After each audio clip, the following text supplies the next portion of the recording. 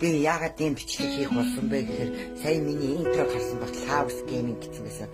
Намайг House гэдэг байгаа. Тэгээд би маш олон тоглоом тоглох гэж байгаа. Яг энэ Facebook хаягаар орж ийн хүү бичлэгийг YouTube-ээр үзэж байгаа. За. Эсвэл Facebook-оор үзэж байгаа энэ хаягаар орж YouTube-оор орж үзээрэй. YouTube дээр тавьсан байвал тэгээд тавиаг бол ер нь тавьгүй байна. За тэгээд энэ үрээд бичлэгээ дуусгая. Гэтэ би маш олон тоглоом тоглох гэж байгаа.